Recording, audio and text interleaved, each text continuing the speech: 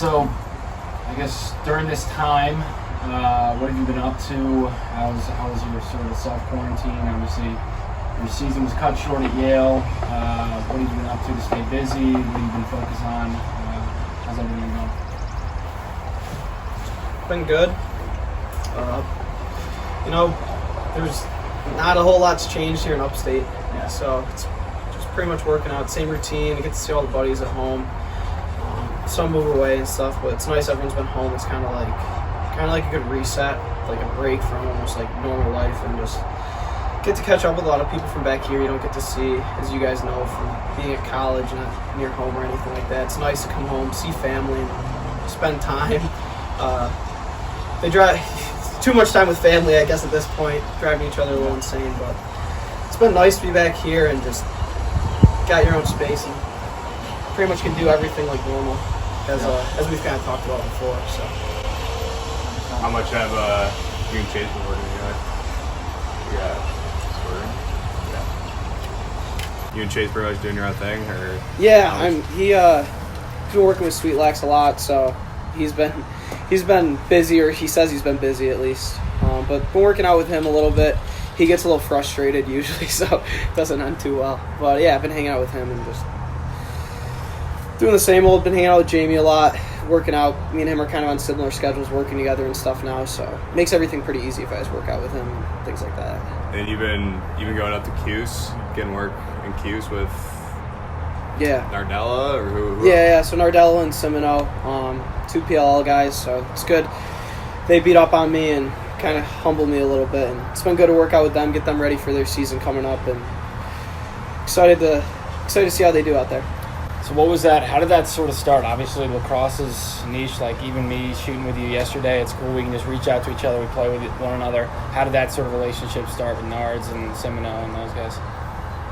Yeah, so I think I started facing off like very end of freshman year. Probably like 5 or 6 games left in the season. Yeah. And then was playing club lacrosse for the Flyers, and they're based out of Nazareth, and their head coach had Drew at the time, who was, I think, a 2-time All-American at that point, and he was going into his senior year, and I was doing okay at summer, but, like, not great. I'd still get beat up by a bunch of Long Island guys who just knew more than me at the time, and then Coach Randall put me in touch with Drew, and just kind of built from there.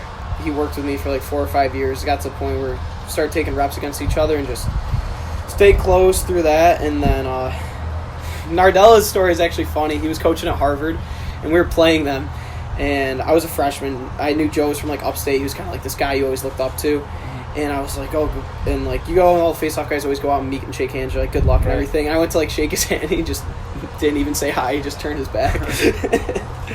And so he just walked to the bench, so I was so pissed. I was like, screw this guy. And then went out, played well, saw him after the game. He's like, yeah, I was just trying to get in your head, and ever since then, kind of just kept in touch. But yeah, we didn't get off to, I guess, the best start.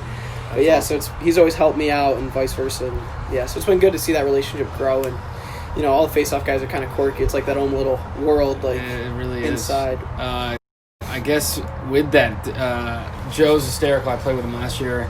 You know that, and he has his own little quirky things that he follows. He's like, we're in practice. He's over by the side. You don't even notice him. And then an hour goes by, and you're like, Joe, what have you been doing over there? And he gets after it. Is there anything that sort of you focus on before games that you need to dial in before that game starts? Yeah, so going up into the week, I kind of, as you guys know, it's like almost like any other position. Like I get very like routine based and just kind of like do the same things.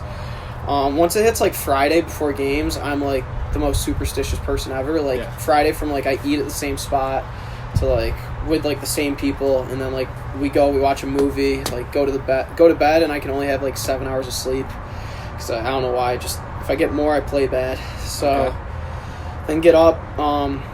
Always wear like my attire and stuff to like breakfast, and then just kind of get ready. At Yale, we play noon in one game, so super easy. Like just go to breakfast, right over with a couple guys, and then we used to be John DeAngelis, and then now it was more recently a couple of underclassmen had to take his spot, and just go to the fields, kind of just not super serious, but just not like super loud and outgoing before games. But yeah I guess takes a decent amount of lives. Pretty much kind of have that same routine. I just like it. It's just nice to be like have everything consistent. What's that pregame meal every time? We always go. We always go in Hoyt Krantz. We call it the Hoyt Krantz special, but it was at Yorkside, which I guess the restaurant's like, it's not, service isn't that great and the food's not that good. Yeah. But I used to go to one spot and then we lost to Villanova in my first game, so I was like, all right, gotta change it up. Let's go to Yorkside, get linguine with vodka sauce and then a chicken cutlet on top. And don't usually ever finish it, but I'll just take the leftovers home, but always go with that. And then in honor of Hoyt Krantz. And then, yeah, just go. That's before games? No, the night before. That's right, yeah, the night before. I was like... Yeah, that would be a lot. Meal. Like 9 in the morning. Yeah, okay. I like that. Yeah. That's awesome. I think, honestly, guys are so routine. You talked about Nards doing that to get into your head. Do you do anything to get in your opposing guy's head whatsoever, or do you focus on yourself? No, I guess I probably overthink it. Like, I'll always watch, like, no matter who we're playing, I could have played, like, or it's like Gerard or like Gallagher, who I've played like 3 or 4 times, to like someone I've never played before. Yeah. I'll look over and like watch them doing warm-ups, and like they'll be doing ball chops, like, damn, they look really fast right now. And I'm just like, so I was like, I might not win a face-off today. Yeah. So I guess I just kind of like think it's gonna go really bad, but usually it works out for the most part. Watch film, stuff like that, and just always just watch. I don't really play too many head games for the most part. I just keep it kind of steady Eddie. Yeah. Usually like dap the guys up, say good luck.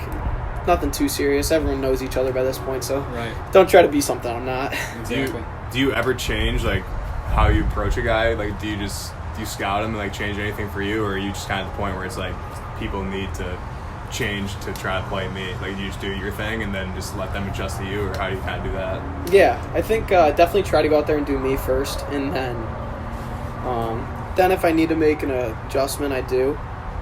But usually I try and go out there and just do what I'm good at. For some guys I've seen, I know some things work better than others. I think if there's anything I change, it's kind of like exit points I'm going to do. And if I like see a guy likes to defend me going back, I'll try to go either forward or like to the side or things like that. But from a clamp perspective, I don't tweak too much or anything like that. Try to keep it pretty normal unless I need to change.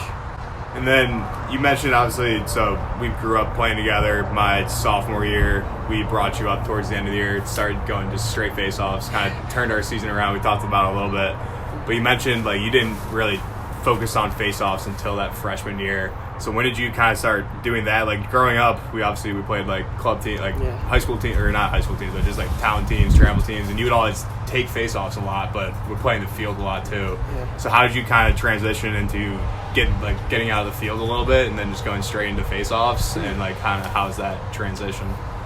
Yeah, so going into my freshman year, everyone started, like, that was like the big years you guys know back then, like early recruiting. So everyone started doing like club teams and stuff, whereas Sam knows, like, we grew up at Victor. We pretty much just played Victor all the way through until like that freshman year. And I pretty much got cut from Midi from like Sweet Lax. Like, they didn't ask me to try out or anything, and like I had wrestling and stuff, so I couldn't make the trial, and they're like, yeah, sorry, we don't have any spots. And then, pretty much got cut from that team. Coach Randall knew me over at the Flyers, so he took me. And then I was playing, like, second-line midi on JV freshman year. And Coach Andre read something somewhere that, like, it was the year Brennan Fowler was really good and Kevin Maslin. They were both wrestlers. Mm-hmm. And Coach Andre was like, yeah, you're a wrestler. You should be great. And I was like, all right.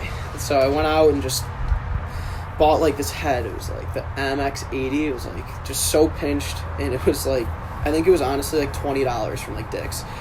And, yeah, Coach brought me up, and luckily I had Cappy to help me out, and Coach Valenti started coming around, and he showed me a couple things, and we kind of just kind of let it evolve from there, and luckily I started playing well at the right time. And then I remember Coach came up to me after the sectional finals when we lost, and, like, I think he was, I don't know who it was, but the coach asked me to try out for the Under Armour, and then I didn't really know if I was going to be a Fogo or a face-off midi or just a midi or anything. I just thought, I was like, all right, I'm going to get on the field. I'm like 120 pounds, stuff like that. And, yeah, he's like, we want to have you try out for the Under Armour. I go. I didn't make it, but I ended up making the underclass games with Pat Barrow. And then you made the actual games. So we went and watched you, came down there. And after that, it was kind of like, all right, maybe I can do something with this. So that started freshman year was when you first started doing faceoffs? Yeah, I would always do them like, we would kind of have everyone do them Okay. back then. So yeah, freshman year, like end of freshman year was when I first started doing it, which is pretty late now if you look at like everyone. Yeah. Very late. I mean, everybody specializes in it at like 5th grade. So did you, was it like successful right away, or did you find a coach that helped you? How did it sort of jumpstart? That's kind of where Drew comes in. So I did well at everything like right after the season and stuff and all the upstate things, but then like if I would go against like Long Island teams, I would like suck. I would get killed. And so it's like frustrating, especially like, I don't know, anyone, if you don't do well at anything, it like sucks, but face-offs, it's so like objective. Like if you lose, it's like you clearly just lost. Right. So yeah, I really struggled up at Lake Placid and went against a couple Long Island teams that were pretty good. Funny story, actually, one of them, I played with him at Albany, Austin Jones, who he was a year younger than me, but just torched me at Lake Placid. Yeah. Came back, started working with Drew, and I think that next year is when I kind of really saw my stride. Like I think sophomore year I was like 80-something% in high school, which is pretty good around here. And it was good. I was one of the only face-off guys around here, so it's a little different than like a lot of other hotbeds. Right. But yeah, no, that was kind of my big jump. I still was small. I think I was like 130 pounds. Right. So I was kind of like, got my technique. I was still small, but just tried to be like a grinder kind of. But yeah, Drew Simino made me helped me take that leap. And then I guess kind of my first thought when I could compete was like junior year at States. We went against Long Island team in the finals and played well against the Long Island guy, which I hadn't really done up until that point. And I owe that all like Drew Simino. Like he taught me everything he knew, and wish nothing but him for him and you at the Water Dogs the best this year. Yeah, I'm excited he's a to water finally. dog? He's a water dog. I Yeah, didn't know we that. haven't even really come in contact, so I'm excited to meet him. I guess so. You're a wrestler, and they talked about like Kevin Massa. I remember watching him a ton. Him and Charlie Raffi used to go after it.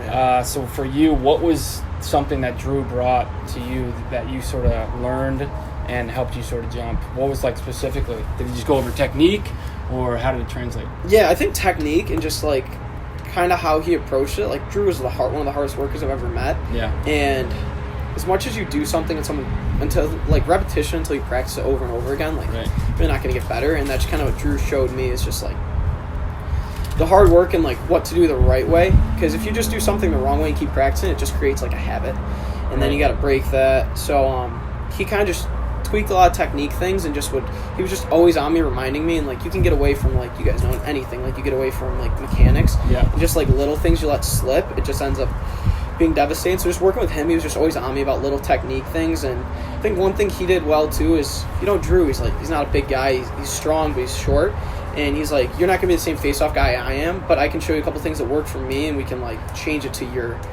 how it's going to work for you. So he kind of helped me a lot with that, and not making me try to be just like him, but helping me with things and kind of like helping me be my own type of face-off guy.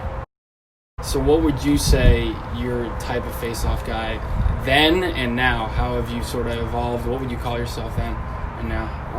Back then I was like a pure wrestler. Like Yeah. wrestling was honestly my main sport, so like I didn't have great stick skills back then. And I played football too, so I just didn't really have enough time to focus on stick skills, but I would literally just go right into rotations, like just kind of try and like grind the guy off the ball. Like I didn't really have the best hands or anything like that, and that just comes from like years, and I was behind the curve with a lot of like hotbeds and stuff, as I said, so it just took time to like catch up. And then slowly as I got into junior, senior year, I kind of realized, like, after I committed to Albany, I was like, I'm not going to be a wrestler in college, so like I want to win states for wrestling, but at the end of the day, like, I'm going to be doing doing lacrosse and stuff for longer. So once I got there, then I started becoming more of like a technician and stuff like that. And I was never big or strong or anything like that, so I always had to like kind of focus on technique. And just from there, then try to get a little more focused on lacrosse with like lifting and stuff like that, more specific. And I think obviously the biggest thing that helped me was when I would go to Albany, they would help me do the offensive drills and like get me in the weight room. And just once I had my technique down, like, and I could get bigger and more athletic and focus on lacrosse. Like if you're a lacrosse player and good on the field, it just helps you with face-offs tenfold. Boost your percentage like 10 to 15%, and then they don't want to send a face-off guy out there because then you can play offense and things like that. So just becoming a more complete lacrosse player, a complete athlete, and focusing on it really just helped me come into, I think, more of an all-around face-off guy. Like now if I lose a face-off, I feel confident I can get it back, and just feel more like a technician versus more just like a scrapper to what I used to be. When you when you started working with Drew, and then obviously you started learning what he was doing, like instilled the good habits, the hard work, how much time did you start focusing on just face-offs, like by yourself, and like what were you doing when you leave Drew just by yourself? How much time would you put in just working on your own? What did that stuff look like for you? Probably, it's hard to put like a time on, but definitely noticed like elevated like in season 2 and like playing with me, and I think it was kind of we were lucky at Victor. It's just like everyone worked really hard outside of practice, so it wasn't something that was unnatural for me. So I'd probably do like almost like an hour a day extra on face-off stuff, things like that, and just whether it be in my basement or I'd come back up to the turf or anything like that, just like an hour extra a day, roughly around there until I felt good. It wasn't like I enjoyed the evolving and getting better as like everyone does. So it wasn't like I came out here like timed it and then I got to get out of here. Like some days would be 30 minutes, some days would be 2 hours. And I mean, just I started really liking what I was doing, and I think that's what kind of just helped me, and just probably like, I don't know, I'd say probably on average like an hour a day, but I didn't really focus on it. It was just kind of like, not the amount of reps, but like how quality they were. Yeah. And then you talked about Drew kind of instilling the hard work in you too, but just knowing you personally, your dad, obviously. Coach. A little bit crazy guy, insanely hard worker. I mean, I've got memories of him pushing me insanely hard at a young age, and then obviously being his son, I can imagine what that was like at home. You got any good stories of him kind of just busting your ass at home at a young age, or how did he kind of instill the hard, because you mentioned Drew with the hard work, but just knowing your dad, I know kind of what that was probably like. What did you kind of get from your dad growing up at a young age? Yeah, he's, as you know, he was tough, like, and he was one of those guys, like, the more he cared, the tougher he was on you. Yeah. It's kind of like one of those cliches. Like, he was a football coach, so he was just an intense dude. So, but, like, I would, for wrestling, we would go and we'd always practice at Victor, and then he would always take me out to Hilton and wrestle with this kid, Yanni, who, guys aren't unaware, he won a national title as a freshman, sophomore, and he's on pace to be on the Olympic team, and like right now he's ranked number 1 in the world as like a junior in college, so he's like just like a stud. Pretty yeah, like a beast. Pretty good track record. Yeah. And so yeah, we would drive out like 45 minutes after the Victor practice, and that was like, I would literally just sleep on the way there, and he was driving, so it was like an hour and a half a day that he didn't have to do anything like that. And just like, he was one of those guys that wasn't like a super athletic, super talented guy. He just worked really hard, and just like, whether it was like workouts he would have us do, and just like he was always there to help out. It was pretty crazy. But I think probably the funniest story, it's funny to look back at now, after like a JV scrimmage, I was terrible, and I came back and I like we had an ice rink we always built for my brother because he played hockey, and like, if you guys know, like, you put rebar in, and like taking out rebar is like the biggest pain in the butt ever. And like, so I came back after JV lacrosse scrimmage like 8 o'clock at night, and I played horrible, and like I complained to the ref or something, and he made me go out there and take down the ice rink by myself, and I was out there till like 3 o'clock in the morning. I was like, oh, that was painful. And I think another good one was we lost in modified football to Spencerport, who's not a very good football team, and we're all supposed to go to this birthday party after, and it's like me and like 5 or 6 of us, and we go and we stop home because we had to get like gifts from my house, and my dad gets all of us out of the car and makes us run like 20 hills on the way to a birthday party. So yeah, that's a good one. Made my brother walk home from practice once, like 5 miles, because he complained. Yeah, he's a tough dude, but definitely bigger than Drew. He molded kind of that work ethic and stuff, for better or worse. Yeah. Was there moments like, were there specific moments like in those games that he makes you work at, because it's like, hey, you didn't try that game, or you didn't give your best effort, you complained to the ref? Were there certain moments that forced him to like push his hand on you guys? Yeah, definitely. I think there's like kind of like his non-negotiables. Like, it's not like if there's a skill issue, like, there's like you're not going to be as fast as some people, but just like attitude and effort. So if like we ever weren't trying or anything like that, or competing, like that's when it just became like an issue for him. So like those things, like your compete level is like, that's one thing I think that I take pride in, is like, I think I'm one of the most competitive people out there, whether it's like spike ball or like Yahtzee or like putting a puzzle together. Like, it's just like uber competitive.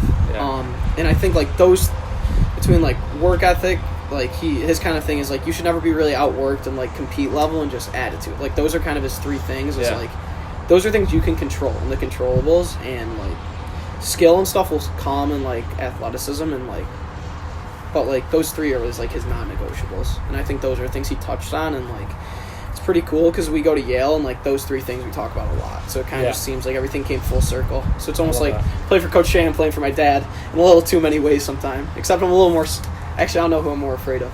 So I was just gonna say that. You think your dad is like harder on you than any other coach, or how would you compare him to other people you've played for?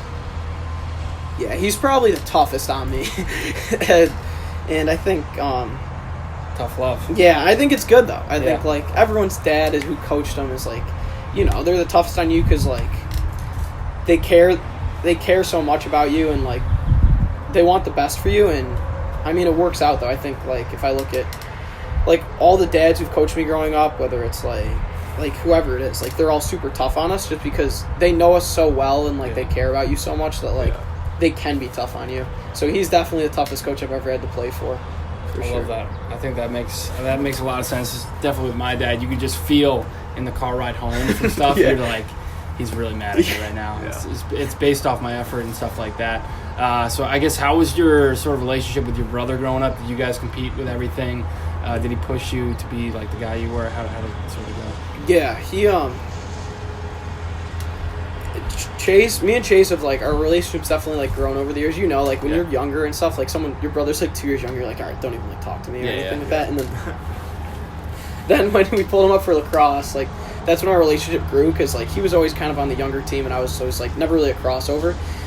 And then when he was a freshman on varsity, like that was kind of when we're like, all right, like we're on the same team, and it was kind of like he was still like a little chunker, like had baby fat on him, but he was good. And just ever since then, it was kind of like, it wasn't like the younger brother. It was just like he pushes me, I push him. Yeah. And it was always nice, is like we weren't like competing. Like we also have like our own spaces. I think you see a lot of brothers that grow up and they do the same thing, and I think it works out a lot of times. But for like me and Chase, that's like with the personalities we are, like he's like I'm a little more serious. He's a little more like messing around. Yeah. And so he had like hockey that was his. I had wrestling that was mine. He didn't end up playing football because hockey was just so time commitment. So like we had our own stuff, but then it was almost nice with how it worked out. By the end of the year when lacrosse came around, we were like so excited to like be together, and like our parents were probably more excited. They didn't have to run around as much, and just so evolving. Like so much is now like you do anything with them, like go out and like golf together and stuff, as opposed to like where it's before he's just like it's like a pain in the butt to like drag him around and things like that. And so now it's like he's more of like a friend than just like a little brother you got to take care of, which is it's cool to see that. And I feel like everyone kind of evolves towards that, and it's there's only whenever we play Cornell, that's the only day it's hostile usually. You mentioned like playing other sports. How does obviously wrestling translates to the face-off pretty well? Did you take anything from football that translates to the face-off as well? And just with wrestling, what's like the biggest similarities and the biggest takeaways you got from your background in wrestling? Yeah, I think football, there's definitely, as you know, me and Sam played football together, and luckily we're on a couple good teams. And it's like, as you guys know, like football, like there's a lot of positions that aren't really rewarded, and like linemen are like as important as anyone out there, but like no one really notices them. And like in a lot of ways, that's like what face-offs were, is like kind of guys who sit in the corner sometimes, like a little awkward, like not super athletic or anything like that, so they don't get a lot of glory, but like you have a role. And like the reason a lot of guys are face-off guys is like, some could play midi, but like why would they be a third line midi when they could go out there and be like an all-American face-off guy? And like I think I could have played midi and went to like a D3 school or something like that, and just like, but my impact for a team would have been better if I'm a face-off guy. So I think that's kind of a big thing football taught me. I think wrestling taught me just so much with humility, and I think like I'm biased, but I just think it's like it's such a hard sport, and like makes you grow up so fast, because and wrestlers are the weirdest people ever, and it's probably because of everything you got to go through. But just like when you lose a match, like you lost, like the person's literally just better than, like you literally can't blame anyone. And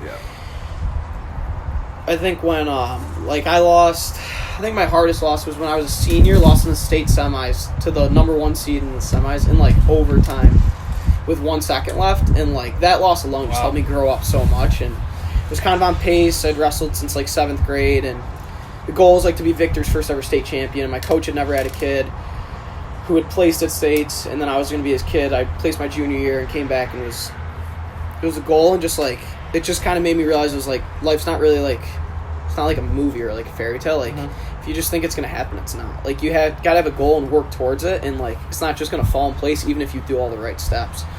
So like there is a lot of like humility and stuff, and like I think wrestling just kind of showed me like you're not really guaranteed anything. Just because you work hard, like everyone works hard. Like that kid who beat me in state semis, like yeah, I worked hard, but who's to say he didn't work as hard or harder? You know, just like sometimes you draw the short end of the stick, and I think that's kind of the biggest thing wrestling taught me. It's just like it was a lifestyle. Like you had to cut weight, as you remember. I was like, we'd go to lunch and I'd be like running during lunch because I had to make weight. I wouldn't eat anything, and it was just like different, just like a different like commitment to that sport, and just like the humility and stuff it taught. It was like it's great. I think I still keep in touch with like all my wrestling friends and like all the ones like Yanni and like Louie and stuff, and I mean I couldn't wrestle in college like they were. Just a lot of props to guys like that. They're just so mentally tough.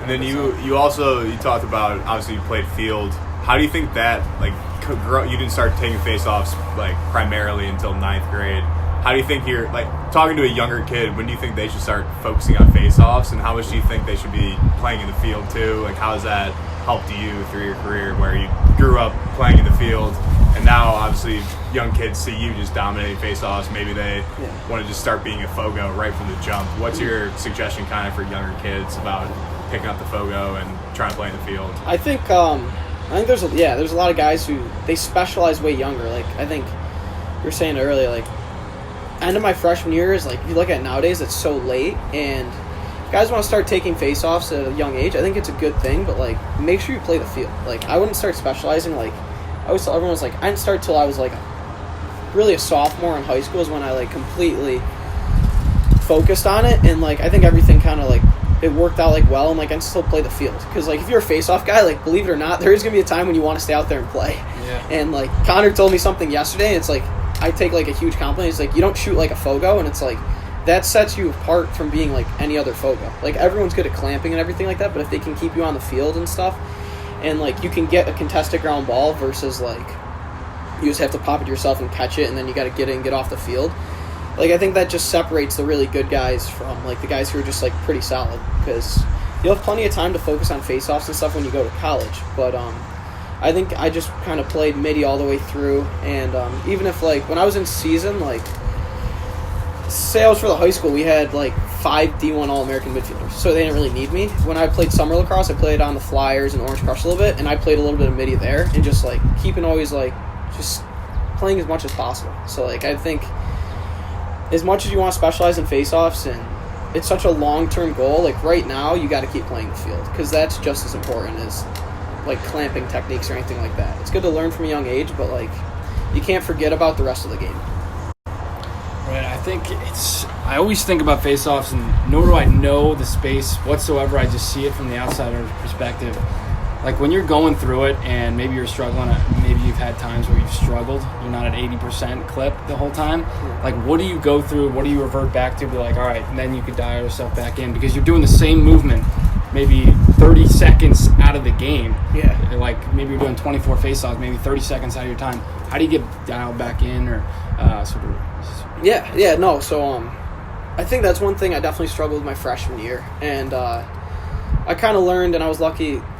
As bad as it was, look back, as you guys both know, quarterfinals was like, that was the toughest game of probably ever for me freshman year. Like you guys rolled us, and I think I lost like 12 face-offs in a row, which definitely doesn't help stop a run, especially with a team as good as you guys had. So I just kind of let the emotions and stuff take over at that point, and you just kind of, it's hard to tell people, because until you get like an experience where you learn what losing's like and what like it really is like, you gotta just like let it breeze off your shoulders and just like get on to the next face-off. And I think my biggest kind of piece of advice is, I heard down the line somewhere, is like, until you clamp the ball, you're going against the ref and his whistle. So like it doesn't matter who's across from you if you beat yourself before the whistle.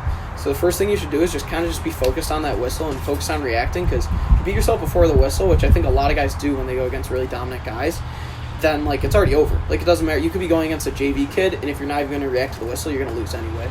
So I think that was kind of my thing I had to learn, is just like reset. There's going to be a lot of face-offs, and just really focus on that whistle. And if you're not getting clamps that day, like, you got to be able to win them back the other way. If they get a clamp, like, I got to go and steal it back. Like, I think last year in the national championship, in the first half, I was like 30% on clamps, and we still came out of the half. I think we're probably like 65% on face-offs. Yeah. And then, like, the clamps started coming in the second half, and then it started getting a little runs here and there and stuff. It didn't go our way at the end, but the clamps will come and, like, reacting the whistle and, like, the, like, technique stuff. But, like, if you can just get it back other ways, like, then you'll learn to just kind of adapt and just, like, hit your reset and don't think about it too much. Yeah. Just let it So go. when do you change? Like, you go into a game, like you're going against, say, Nards, and you're focused on the clamp. You lose 3 in a row. When is the time where you're like, all right, I got to change things up? Is it immediately, or do you be like, hey, I'm going to stick to the process here? Yeah, like, as you kind of just said, like 3 or 4, probably, like, Yeah.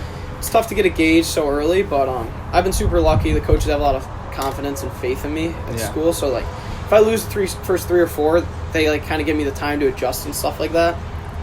So if I say, like, probably, like, if I'm doing my move, like, 5 times in a row and it doesn't work at all, then I got to start adjusting, whether it's get to my rotations faster, like going to, like, a different type of clamps, things like that, like get to my feet faster. Yeah.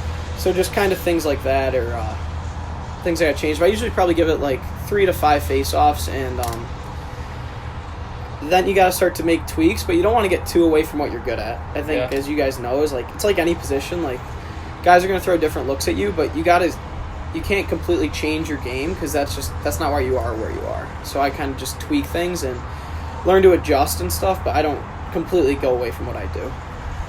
You mentioned that quarterfinal game against Maryland, and obviously John Garino. John Garino had an unreal run that year at the Faceoff X.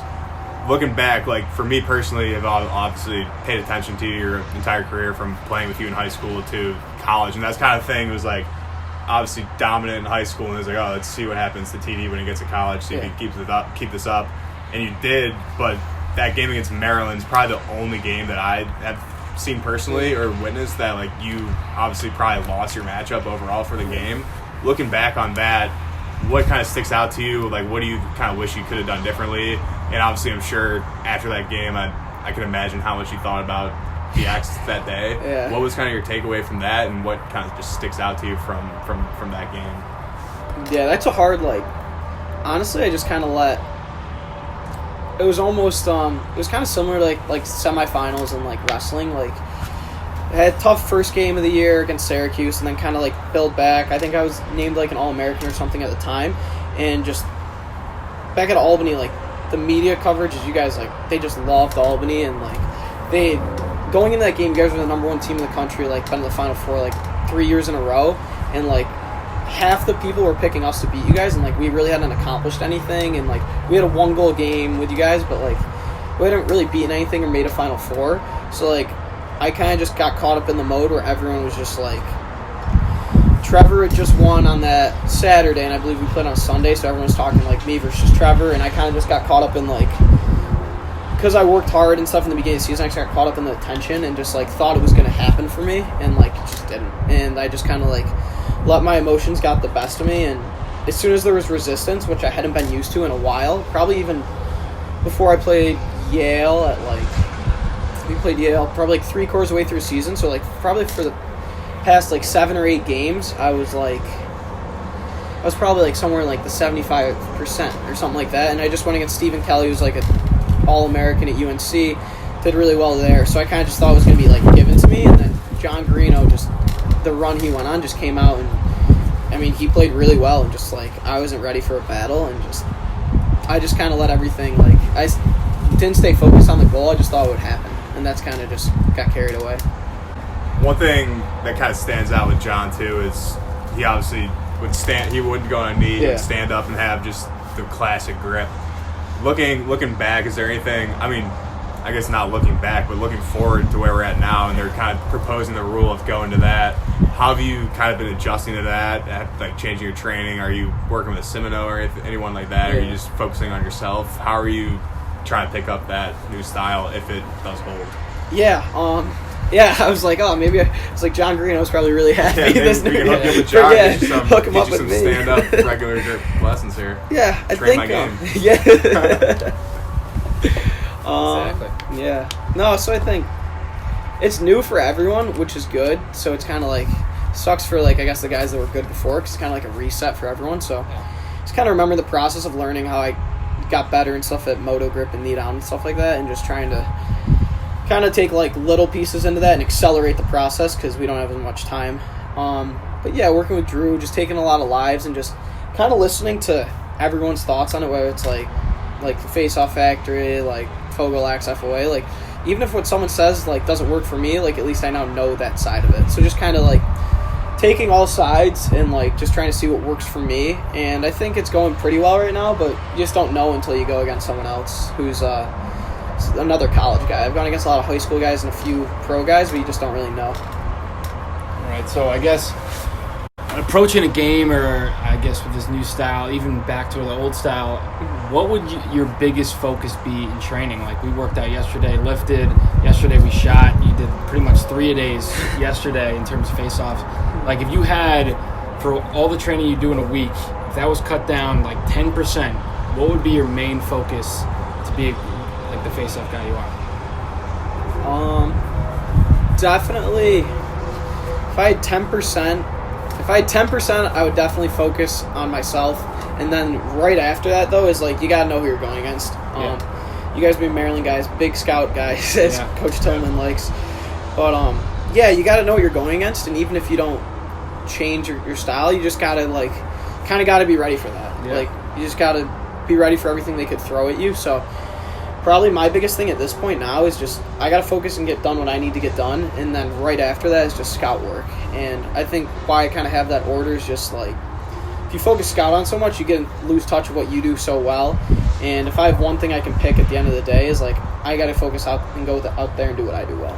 Yeah. So what are those specifics in terms of like working out? You said like doing what I need to do. What are those things? Is that like being on the turf, doing face-off stuff? Is it in the gym, weightlifting? Yeah, I guess a little of everything. Gym, like go get your mobility, and got like couple things that Coach Newman at Yale would kill me if I shared, but just basically go through and just get everything revved up and like ready to go. Yeah. And then just go out there and technique and just like, you know, like every time you guys go out there and shoot or whatever, like it's the same thing. Like the first hour is probably gonna be bad, so you just kind of got to grind through that, and so you can get back to like, all right, this is what I was doing before, and like make everything feel like kind of natural and smooth again. So just kind of just retouching and making sure I have everything where I like, because it's kind of like even when we play on Saturdays, you take off Sunday and you come back Monday. My Monday practices are always terrible. I don't know why. Yeah. Like, I just always suck on Mondays. And, like, by the end of, like, Tuesday, Wednesday, then I feel good and ready to go again. And you just kind of have to it's like a never, like, it's just like a constant, like, there's no process. There's, like, no end. The whole thing's process. There's, like, it's like working out. Like, you're never going to actually be done with it. It's like same thing with, like, face-off shooting stuff. It's like, you're never just going to be like, all right, I'm good. I, like, got 100%. Like, I'll just be able to do it like this forever. Like, things like slip away, so I just gotta you gotta just keep on it, if that makes sense. 100%. With that. So I'm thinking about the back end of our pages. Back end of our pages.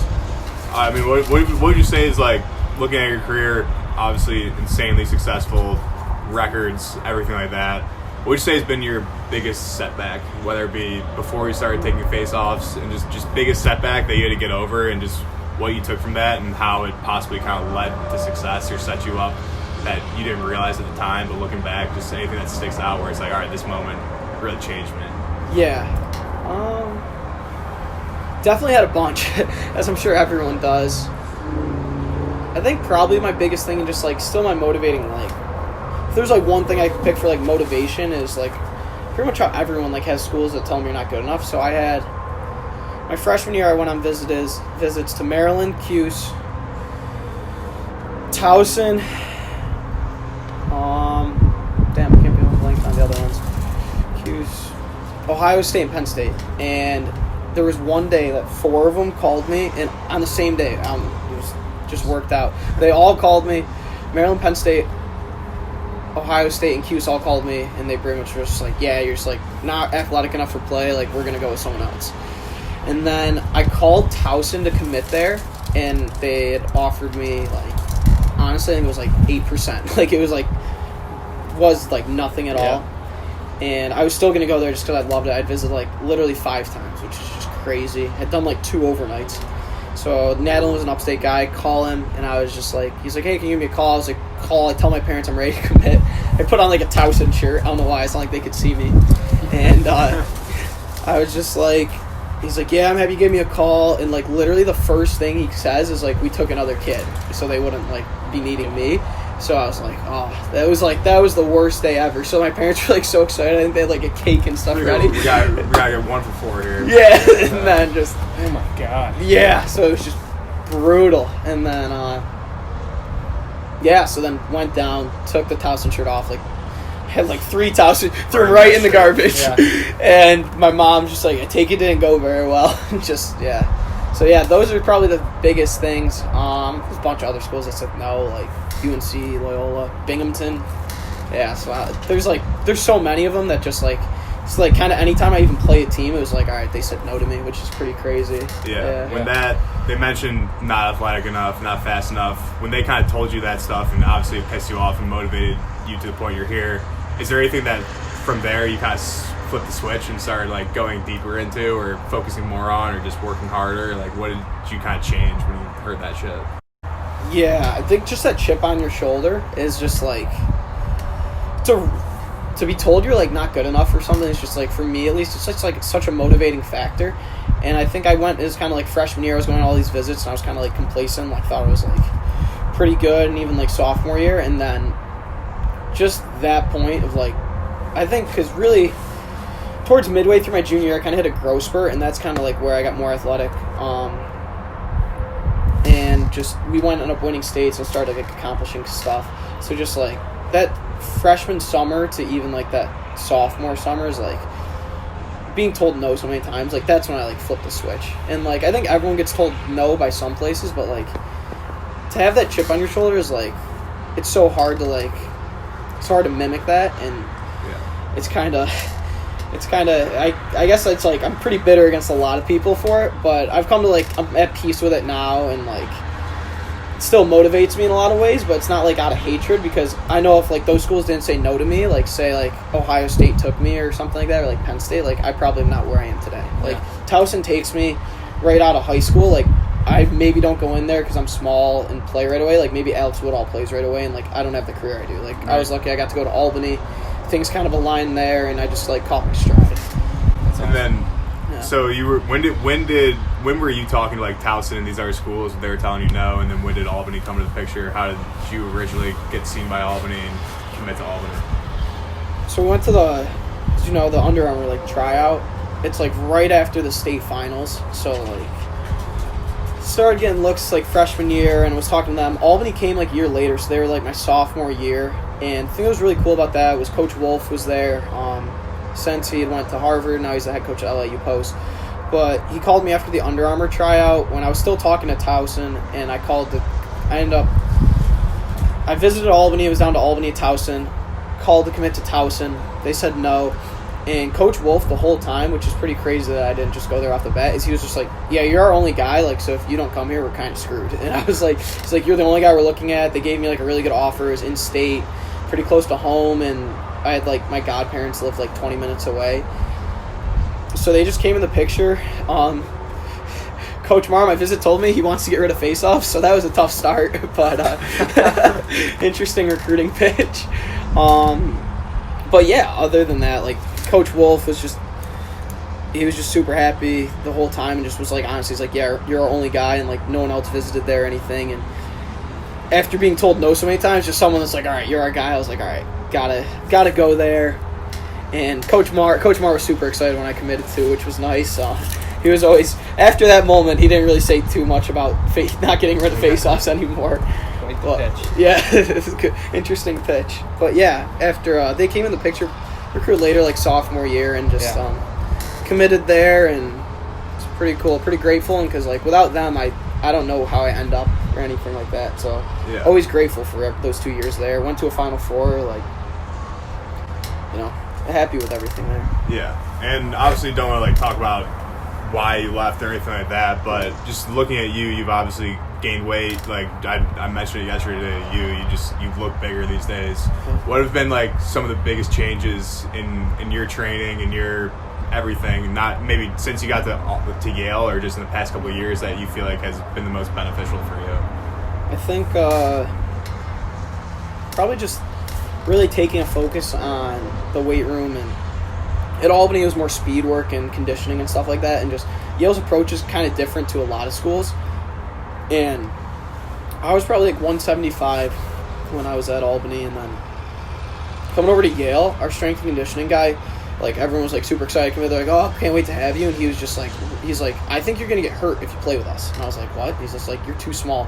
So like, I ended up putting on like 25 pounds like that off season. Had to like go through all this like crazy protocol, like send him videos of me lifting, eating, things like that, and just like he would just rip me every day.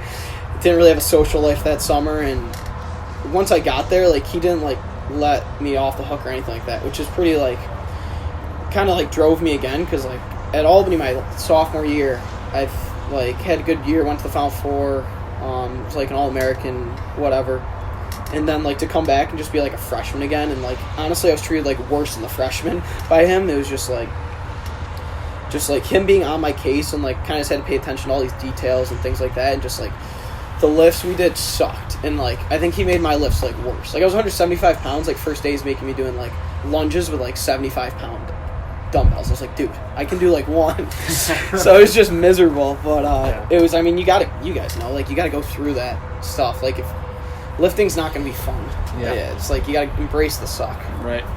Tough love again, maybe.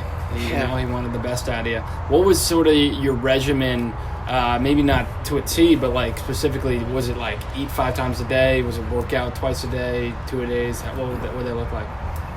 Yeah, so it was pretty much like eat 5 times a day, had like to get like X amount of calories, and with that, because there's only so many hours in a day, I had to get up at like 7 o'clock and then go to bed at like 11 o'clock at night, just because I was so hard to just keep eating, and I would have to have this timer on, and like it would be like every like 3 hours or so, and I would just eat like until I was so full, and it was literally to get to the point by the end of the night like I'd have to go and have like dessert or something, just like extra calories to put on, and I'd hear an alarm go off and be like, God damn it, and like just be so like you're still full from last meal, and it's just like just brutal. But pretty much just got to get up early. Lifting wise, the lifts were probably taking like 2 or 3 hours that he had me on, just like trying to build muscle quick and stuff. And so it's just like my whole life is just like lifting, getting bigger, eating. Face-offs honestly went by the wayside for like a couple weeks, and then got to the point where Coach A texted me, he's like, look, like I don't need you to be big, we need to win face-offs. He's like, make sure you're still doing that. So just that was probably like just a full day of just it's brutal. And then you mentioned yesterday too that obviously they were super hard on you and like checking in on everything you were doing when you first were going to Yale. But now going back for your last year, what have you kind of settled into for like eating routine and just like scheduling out like how much work you want to put in? Like what have you kind of settled into where they're not just letting you go, but obviously you kind of figured out what they want out of you, and what have you kind of settled into with that?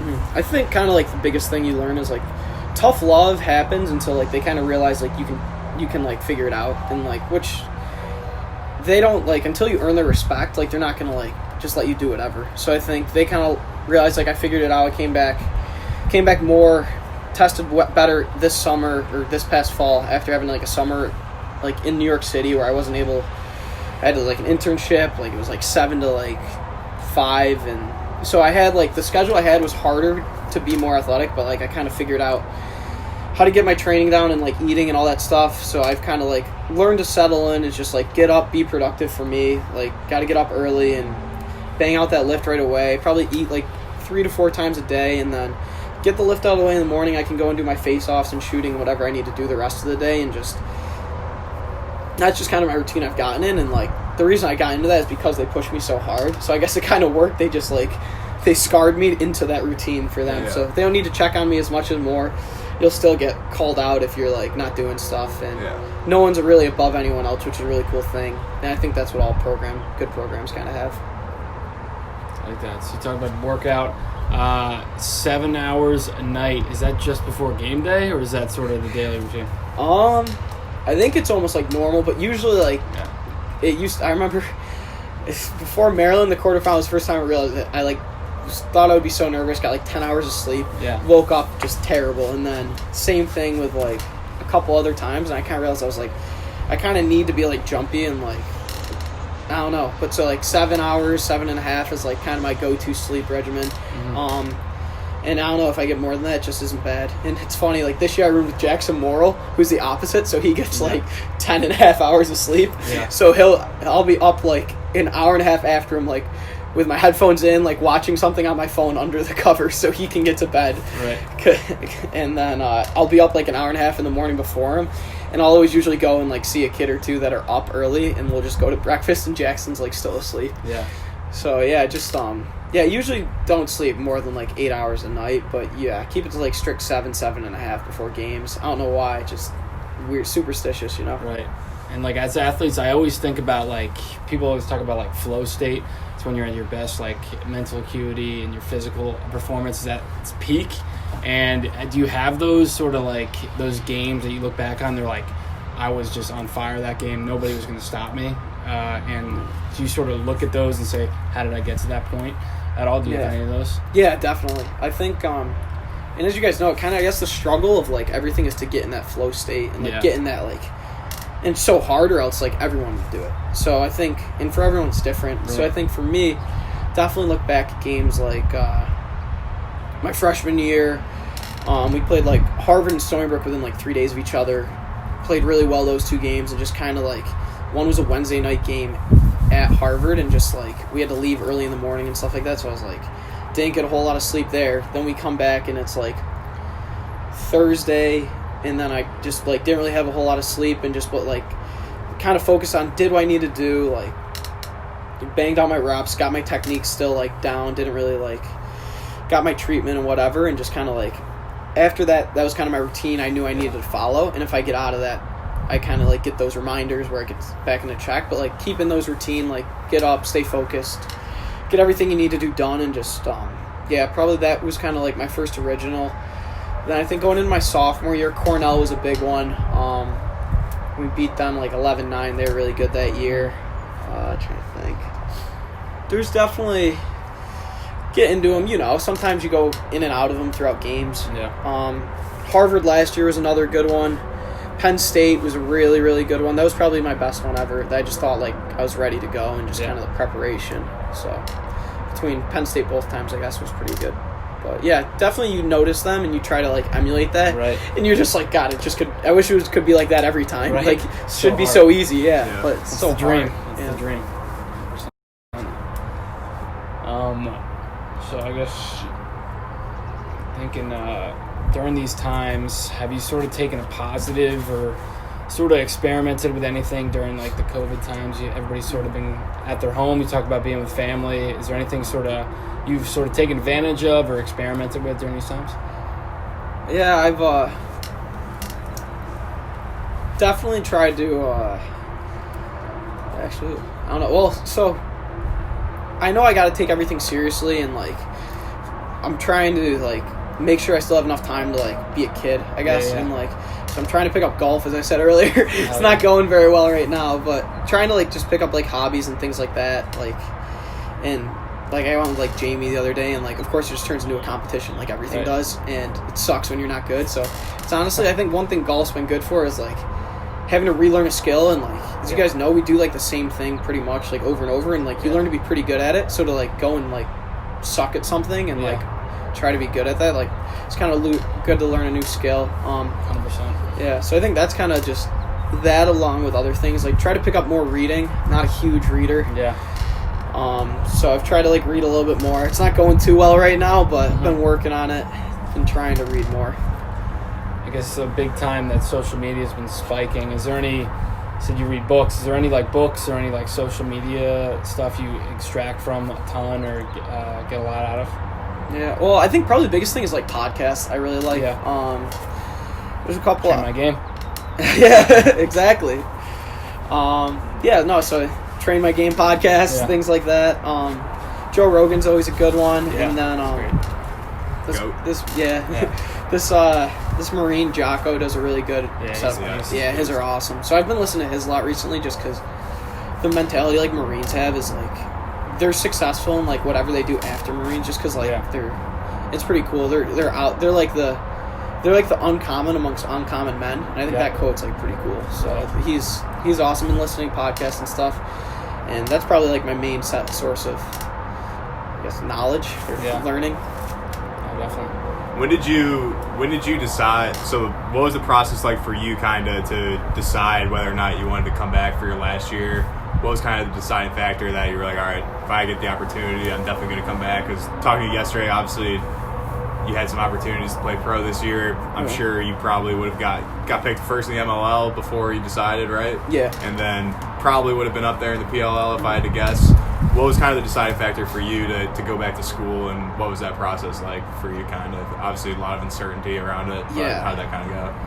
Yeah, so, I don't know, it's like we've been kind of pretty vocal. Like, admissions kind of didn't help us out too much, but so I was afforded the luxury that none of the other seniors were, and so at Yale, it's by institution in the Ivy League whether kids can come back or not, and a bunch of schools said they could, but Yale was one of them that said we couldn't. So all the seniors, there was 11 of us, and 9 of us were going to come back. We planned out taking more student loans out and stuff, and we're like, all right, we didn't get to write it. We didn't get to, like, kind of write our ending the way it should have been. Like, if we lost, like, we would have been okay with it. But, like, we had, like, control. Like, it was just out of our control how it ended this time. And so I just thought it was so cool, like, at a school like Yale where it's, despite, like, all the stereotypes, like, pretty much everyone on our team's, like, blue collar. Like, Sam, me, like, both parents are teachers and stuff. Like, so me going back, like, I was going to take out more student loans and stuff like that. And all of my teammates and stuff, all the seniors, like, 9 of us, which is pretty crazy, like, all same thing. We're like, all right, we're going to write it. Even kids who didn't play, which is pretty cool. Yeah, that's awesome. And, so then it came out, and it made it seem like we were going to be able to come back, and admissions hadn't told us anything otherwise until, like, the NCAA says everyone can come back, and then, like, 3 weeks later, the Ivy League says it's up to each school, and Yale's like, yeah, sorry, you can't come back. And we're like, pretty ridiculous that you guys wouldn't have told us this. Like, you could have not even told us this before NCAA's decision, but, like, before, you could have told us this when they said they were debating giving everyone another year. Right. So, like, kind of out of spite for them, it was just like, so we saw everyone's devastated and everything, and then Coach Shea tells me, because I haven't been there for the 8 semesters and whatever, I can come back. And I asked my teammates, because I just felt awful. I was like, look, like, I don't really know if I can come back if you guys aren't coming back with me, because I feel super guilty about it. And one of the kids who was going to come back, Colin Courtney, who is a kid, like, heart and soul of the team, had some ACL injury, so wasn't really a big playing guy. I literally sent the message in our group chat, and he's like, I'm going to be pissed if you, like, don't go back. And, like, everyone was just like, why are you even asking? I was like, just to get that reception was pretty crazy, especially guys who said, like, they were just told by the university they couldn't come back. So I guess for me, kind of just to go out and, like, not only write, like, the right ending I want, but, like, for the rest of our seniors. And, like, if we go out there and, like, we're down some seniors that really would have helped us last year, if we lose to someone, like, at least, like, I got to go back and try. Yeah. And, 100%. It's cool to get a second chance going back into things. Yeah. I guess we'll have the last couple questions here. What would you tell yourself? So, looking through your career, obviously very successful and everything, but looking back, if you could talk to yourself before you started focusing on face-offs, say before you got to high school, 13, 14 years old, what would you kind of tell yourself to do the same that sticks out, and what would you kind of tell yourself to do differently that sticks out, or anything that you think you could have just kind of subtracted earlier from what you were doing? Yeah, I think you gotta love what you're doing, and I think a lot of guys try to force the issue, so I think you gotta love what you're doing is, like, number one overall, and then you kind of find your way. And I think the process of, like, hard work and, like, being, like, a good person and kind of just that work ethic, you might not, like, 13-year-old self, I probably thought I was going to be wrestling in college, but the mentality I took and, like, kind of just that process of working hard and everything, you might not end up on the path that you thought you would, but if you keep that process, you're going to end up on, like, a successful path. Whether success is relative to, like, you end up being a starter at, like, some whatever school you went to, or, like, you make a Final Four. Like, success is all relative, and, like, I didn't even know what a FOGO was back then, but just taking that process of hard work, no matter what it is, you're going to find success in it. And, like, if you just keep to that, like, it might be different than what you thought it is. Like, even from, like, high school, like, I went to, like, you told senior year me I was going to end up at Yale. Like, I'd be like, that just makes no sense. Because I literally remember sitting down when I was, like, 13, I saw, like, all these kids, like, looking at Yale, and, like, I was like, why would anyone go to Yale to play lacrosse? And then it comes full circle. And I'm like, now I look like an idiot. But... So yeah, just take that process of hard work and like just being a good person, and you're gonna find success in like no matter what it is, whether it's playing, whether it's a job, whether it's like friendships. Like, that process is what's gonna help you. Yeah. Anything looking forward? Obviously, you talked about trying to pick up lacrosse, but just from like a lacrosse and athletic standpoint, is there anything in the back of your head that you're kind of like, I need to get better at this, or maybe I could try doing this? Anything you just kind of want to openly experiment with, like going forward to try to elevate yourself more? You're obviously not trying to be complacent. You've talked about that, but anything like just looking at the future that you want to experiment with?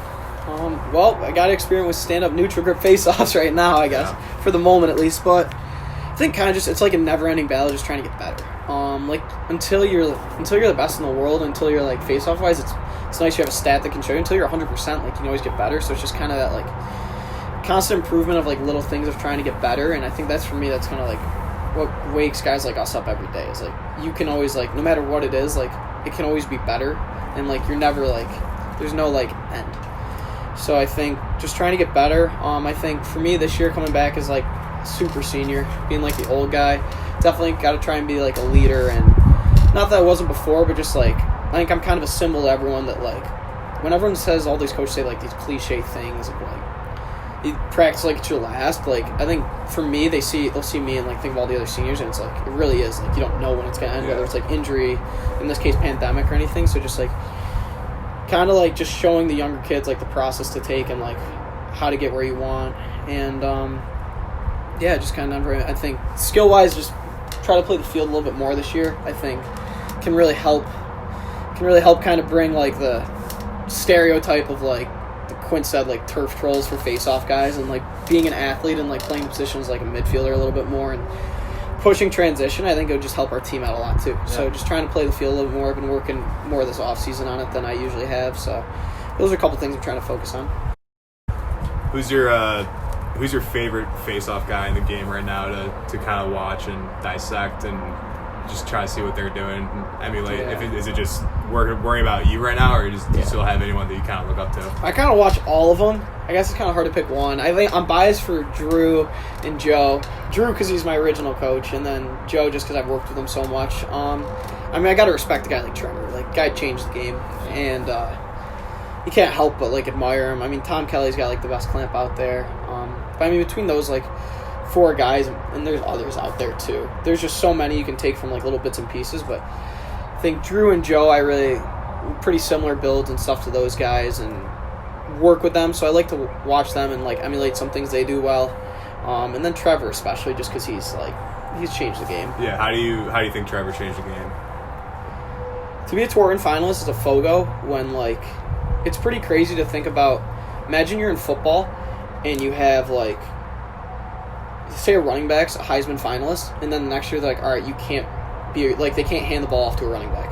And that's kind of from guys like, in my opinion, like Trevor and like Brendan Fowler and guys who are so dominant. Like the rule change is honestly just because like people are getting dominant, in my opinion, and it's like whether coaches are going to admit it. Like the biggest proponents of it are coaches who don't have good face-off guys. Yeah. So like he changed the game. Like to be a Tewaaraton finalist, a position that like gets ripped on and stuff so much. Like he was the first one ever, and like I guess if you look at it, like when I was in high school and like we were in high school, like you would never have thought like a FOGO would be a Tewaaraton finalist, and he was like a 2-time, which is crazy. Yeah, you know. Yeah. Even just like in high school, it was like you were kind of an outlier in how well you did, and just like, but along those lines with Trevor, the first time you played Trevor, was that just like surreal for you, and like how was that kind of? I think I watched you guys do that interview where you guys were together, but. Yeah. Just looking back at that, what was the biggest takeaway from playing Trevor, and was that just like surreal for you going into it? Like, did you think you were going to get dominated, or what was your mindset kind of? Yeah, I mean, I knew he was like so good, and I hadn't really ever gone against him. And it was nice. Kind of the media put it over my shoulder like that whole week and the whole year. Like they came out with an article or the Inside Lacrosse like season preview was like it was like the year of the Fogo, and then it was crossed off Fogo and just said Trevor Baptiste, and then it mentioned like his rivals and stuff like that, and like didn't mention me at all. So I was like, all right, like screw this guy, kind of. Yeah. So I just kind of had that chip on my shoulder, and yeah, just leading up to that game, the media said I was gonna like get killed by him and stuff. So I just kind of worked towards, like, reached out to my resources and, like, talked to a bunch of face-off guys who'd gone against him and went out there, and it was, like, there was so much anticipation leading up to, and I think, honestly, that John Garino game really helped me because, like, I was like, all right, it can't really get worse from that, so, like, you got nothing to really lose. I was like, no one really expects me to win a face-off, so I was kind of like, all right, let's just go out here and do it. Right. And the first face-off, he killed me on the clamp, but, like, we ended up making it 50-50 and won the ball back. And I remember getting the ball and running off the field. And, like, so I was 1-for-1 at the time. I was like, all right, I might not win another face-off today, but at least I won one. Yeah. I was like, it could have been worse. So, yeah, and just, like, the whole game, just tried to stay locked in. And, I mean, he just didn't get rattled. And, like, that was kind of the first step I took to, like, not really getting rattled, I guess. And just, like, he made adjustments to me, I made adjustments to him, and did enough to win at the end of the day. And went to the program's first Final Four, and it was pretty crazy. So that game was definitely surreal. It was cool. There was so much coverage on it, but like, kind of just had to like let it all go off. Looking back, how much film did you watch of that game specifically? And when you looked back at it, what did you kind of wish you could have? What did you think you could have done better? Yeah. I've watched it a couple times. Honestly, the thing is, I'd watched so much film on Trevor going into the game that I kind of knew what he did, and then when I went against him, we had a game the next week, so I didn't really get to look back and watch it that much. I think I kind of watched it after the season ended and stuff like that. So I probably went on and watched it like a handful of times, but it was pretty interesting. Like, it was just like such a complete game, and like the wings were so involved. So I think if I could go back and change things, I think I was small, which didn't help a lot, but I wasn't super athletic at the time. But I think I had a couple mistakes, like I went around the ball a little too much sometimes, but other than that, I think I had a good game plan. Worked out as good as it needed to. I had 2 violations, which I wish I could take back. One got stuck in my stick, which was dumb, and then a couple exits I wish were different, but, like, end of the day, it's so easy to make those in hindsight, you know? And, like, I'm sure Trevor has things he wishes he would have done different, too, but just kind of, like, especially against a good guy like that, both guys are going to make so many mistakes because it's, like, the room for error is so small. Right. You mentioned violations. This is a rumor that I've heard. I don't know if it's true, but what do you do to kind of like work on your just whistle quickness? And I've heard stories of you just walking around campus with whistles in your headphones 24/7. Yeah, is that true or is that not true? No. Yeah, there's been some crazy rumors. That's a good one. I heard the rumor I have heard that's like an all-time one is like I have this book the size of a dictionary, and every time I take a face-off, I write it. Even if it's like a practice one, I'll go and like write in what happened. And like this guy brought it up to me this year. He's like, "So I gotta ask," and I was like, "No, I didn't write in what happened on the 17th face-off. I don't write. Yeah. I've never done that. No, I've never listened to like whistles or anything walking around like that. I think what the rumor came from. Oh God, yeah, no. I just listen to music when I walk around campus, but. I think where the rumor came from was we were at Lake Placid, and this is actually like a true story. So it was me, I think Jared Connors and someone else. I don't know. We were walking around. We go to a game, and like I walked in, and like we were just walking. I heard a whistle, and I like twitched. I swear to God, I just like twitched. I just go like that, and it's like, what the fuck was that? I was like, shit. You guys probably have to bleep that out. He was like, what was that? I was like, sorry, I kind of twitched. He was like, do you hear a whistle? I was like, yeah. And then ever since then, it kind of just like you catch fish this big, and then it's like, oh my God, yeah, dude, I couldn't imagine the feeling. Oh, it was brutal. And then I went to we ended up going out to an establishment that night for people who know Placid Wise Guys, and Nice establishment. yeah, great establishment. And they just someone asked me, they're just like, yo, I heard you listen to like whistles and stuff going into the games, and like I heard you just always listen to whistles. And then like rumors just got so out of control. Like I had Albany kids texting me at the time, like, that's what you're listening to going to games? I was like, no, it was literally in a 2-day span, and then It just got out like crazy. I was getting texts from like everyone, like little face-off kids, like, should I listen to whistles? I was like, no, like relax, like it's okay. They should implement walk-up songs for face-off guys and just have you just a whistle for your walk-up songs, God. just drone the whistle. Yeah. Is your alarm a whistle to wake up to? Or? No. It's a normal ring, and everyone. Do you actually get triggered by a whistle sometimes? Like sometimes, yeah. That's a true whistle. Yeah, like I swear. I mean, I believe it. Like if I'm like not expecting a whistle, like it's not how you guys like you'll be like, what was that? I'll be like just actually like twitch, like right now. I'll be like, oh Jesus.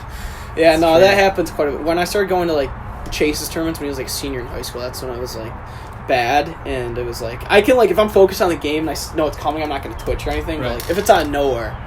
Yeah, so I'll twitch sometimes. Yeah, pretty big weirdo, I guess. But it's pretty funny. That's awesome. No, it comes with the job. Come to a youth tournament with me. It'll be all day entertainment. Yeah, that's great. You mentioned the rumor is false, so it's on the record. Yeah. But start wrapping up. Last couple questions here. Do you have just obviously lacrosse world, but face-off specifically? Is there any recommendations that you hear out there that you think are bad recommendations? Like anything you hear that people are either coaching or telling kids to do that you disagree with or hear a lot and think are bad recommendations? Yeah, there's definitely a lot. I think my biggest thing is like and I think people like get this skewed, like not everyone's going to be a Trevor Baptiste, like, because he's just not, you're not going to be the same technique he is. And I don't mean, like, what you're going to achieve as him, or, like, same thing with a guy like Joe Nardella. Like, everyone's style is going to be different. Like, no one shoots exactly the same, no one plays the sport exactly the same. So don't try and be, like, exactly like someone. It's okay if you have differences. I think a lot of guys try to teach face-offs as, like, a cookie-cutter mold, and it's like, everyone's different. Like, my elbow's super high, like, Trevor's is low, like, Joe's more angled, I'm more square, things like that. So I think it's like you got to find what's right for you, and like to teach everyone the same is just not what should happen. And it's like that's kind of what's so cool about it is like you're basically trying to do the same thing, but there's so many different ways to do it. Yeah. Anything else you got? I mean, I guess going off that, just the last point, it's like everyone's different. So if you were teaching 20 different guys versus the one single guy that you could sort of base off of, is there a different way you would approach it? Or do you go through the technique stuff or your angle? Are those things that are like so I kind of so there's some things that you have to do, like non-negotiables. Yeah, there's some non-negotiables for sure.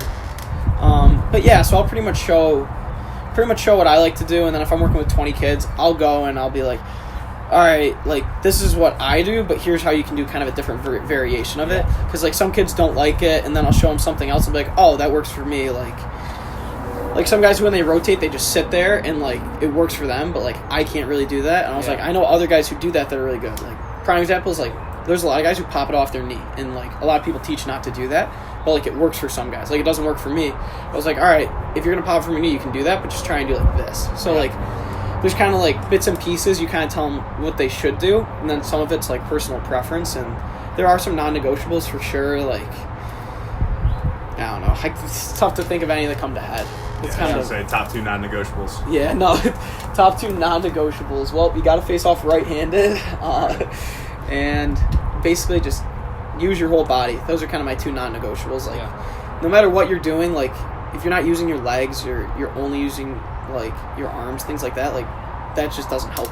Like you can always use your legs and stuff like that. So those are kind of like my non-negotiables, and then kids can kind of work around those. You know what I mean? All right, so we'll get the last 2 questions. So your favorite purchase under $100 that brings you the most joy besides a whistle? That's a good one. Oh, all right. I thought I was gonna get time to think about this. Oh boy, favorite purchase under $100. Like a one-time purchase? Yeah, just something you got $100 in your pocket. Yeah. You got to buy something to make you just get the most benefit out of it, the most positivity. Long-term happiness, short-term happiness. What do you look for? Damn, that's a tough one. Garbage plate's pretty up there. Garbage plate? That's short-term happiness, but that's short-term $100 happiness, long-term unhappiness.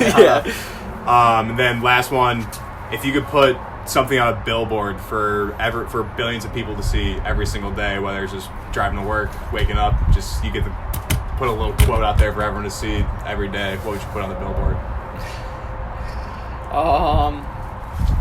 First thing that comes to the head. I don't know why this is but embrace the suck. Like everyone's got things that suck in their life, but like you got to do it. Yeah. And like they make you a better person. Obviously, if you got a job that's just horrible, then change that. Yeah. So I think embrace the suck. Sorry, close second that I just thought of. It was just if the environment around you doesn't change the environment around you.